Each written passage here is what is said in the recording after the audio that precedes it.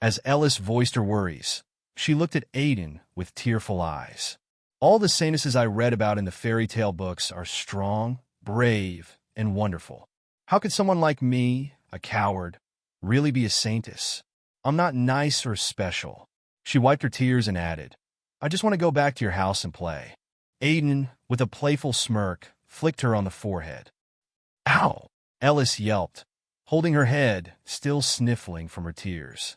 He chuckled lightly and said, You're overthinking things, Ellis. There's so much you don't know about being a saintess.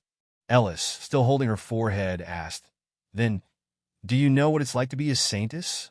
Aiden laughed. Of course I do. I was friends with a saintess in the past. But his laughter suddenly stopped. His mind flashed back to a painful memory, the moment the saintess from his past had said, I'm sorry, just before she killed him. His face darkened, and his voice trailed off. Ellis, puzzled, asked, Friend? What friend? Aiden snapped out of it, placing his hand on Ellis's head gently. She jumped slightly at the touch, startled by his sudden shift in mood. Aiden smiled, though sadness lingered in his eyes. A saintess doesn't have to be nice or brave all the time. After all, saintesses are human too. If you want to be angry, be angry. If you want to cry, cry. And, he grinned, you can come back to our home whenever you want. Hearing the word home, Ellis's face turned a shade of red, and she quickly replied, Home? Yes, I want to go home. Her mood lifted, and she seemed energized. She then asked curiously, That friend you mentioned earlier, were you close friends with that saintess? Aiden, trying to maintain a smile despite the uncomfortable memory, felt sweat forming on his brow. Oh, we were just friends. But you were friends, right? Ellis asked, her curiosity growing. Are you not friends anymore? Aiden nodded slightly, his voice soft. Yes, that's right. Why?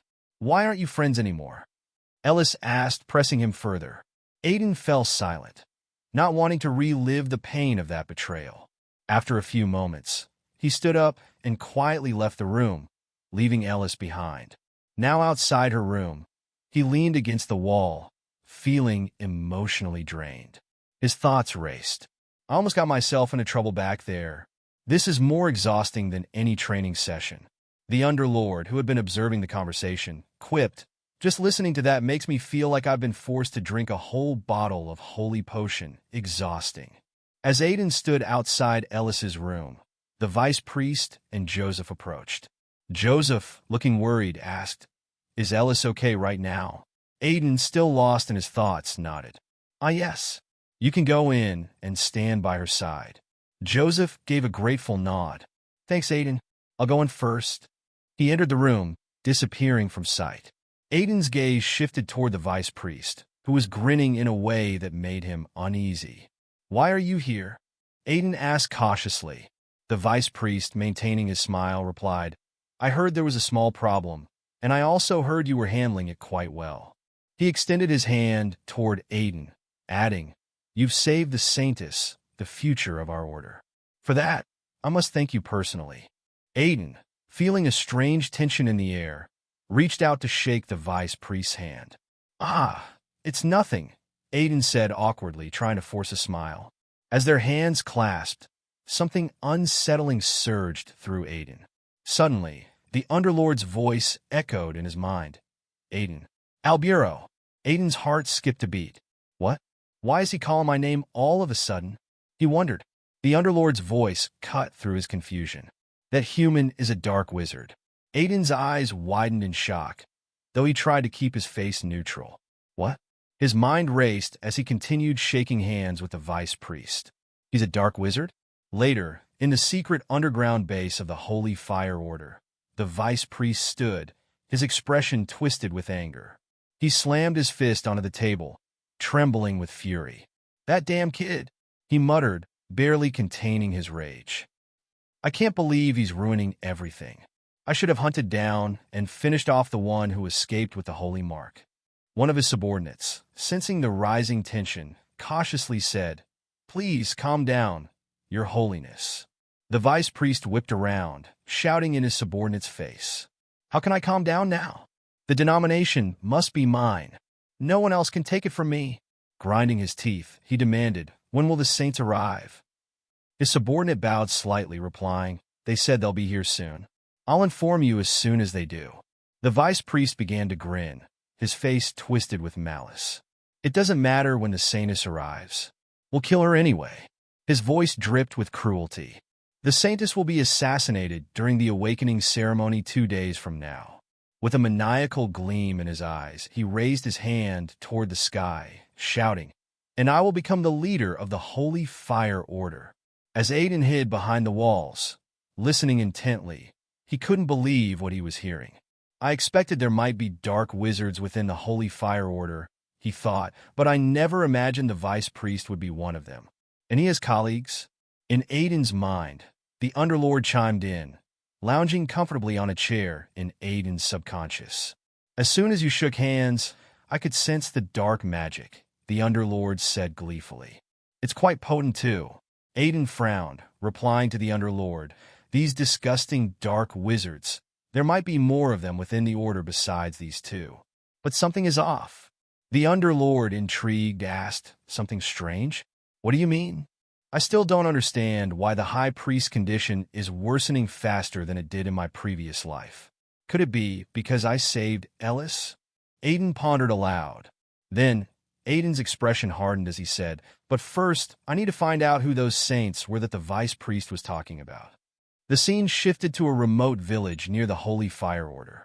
A man wearing a cloak moved stealthily through the narrow alleys, muttering, "I don't know where you are, but I'll guide you inside." In the shadows, another man lay in wait, clearly frustrated. He gritted his teeth and hissed, "I can't believe I'm facing setbacks at such a critical time. Can't you handle this properly?" The cloaked figure, equally frustrated, retorted, "We had to accelerate our plans because of you. And who could have known that the child with the Holy Spirit was still alive?" Hiding behind a nearby wall, Aiden listened closely. So that's why they moved up the plan, he thought. But something about the second man's voice tugged at Aiden's memory. "Wait, I've heard that voice before." Meanwhile, the cloaked man, clearly exhausted by the way things were turning out, muttered under his breath, "If things don't go as expected, there will be consequences for your lord too, right?" This comment seemed to push the other man over the edge. His eyes flashed with fury as he lunged forward, grabbing the cloaked man by the neck. The cloaked man gasped in pain, his hands clawing at the vice-like grip around his throat. While gripping the man's neck tightly, the other guy gritted his teeth and said, "How dare you threaten me like that? If you keep talking like that, I'll tear you limb from limb." The man in the cloak, gasping for air as water dripped from his mouth, pleaded, "Please." The other guy threw him backward with force, causing him to fly a short distance before hitting the ground. The cloaked man, now sitting on the ground, held his neck in pain while sweating. The man who attacked him warned, "I won't forgive you next time, so be careful what you say with that mouth of yours." At that moment, Aiden, who had been watching, finally saw the attacker's face. He was shocked, his eyes widening as he recognized the man. "That's the Red Knight, Benign Haima." Aiden quickly hid behind a wall, pressing his back against it to stay out of sight. Suddenly, the Underlord appeared and asked Aiden, "Does that guy have any connection to your past life?" Aiden's face filled with anger, his fists clenched, and his body shook with rage. "I think he was," Aiden responded, his voice tense. "That man was a servant of Silbita in my past life." Aiden then said to the Underlord, "Now everything's starting to make sense." That bastard Silbita, a memory from Aiden's past flashed in his mind. He remembered Silbita telling him that the black wizards were a threat to the world, and that he would kill them all in honor of the knights. "That's the duty of our Grand Duchy's chivalry," Silbita had said. The memory only made Aiden angrier. His eyes turned red, his fists clenched so tightly that the veins in his arms bulged. So the chivalry was corrupt from the start, Aiden thought. "Today, I've seen many disgusting faces." The Underlord then asked, "How did they help Hekal become the leader?" Aiden replied, "It's probably because of the right to succession. For a powerful family like Sias, they rely on both military strength and important supporters. When Deir got injured in the bombing, Silbita made his move to claim the succession. Things might have changed because I saved Deir," Aiden thought. But then he wondered, how can Silbita still be so shameless? That traitor. Before Aiden could continue, he sensed something. The Red Knight was coming to attack, grinning crazily as he said, "So there's a rat hiding here." He raised his sword, ready to strike Aiden with a deadly aura. That's all for today. Thank you so much for watching. I hope you guys enjoyed this recap. If you'd like to see more manhwa recaps like this, please don't forget to like, comment, and subscribe to my channel. That way, you'll stay updated on all my future content. Until next time, take care.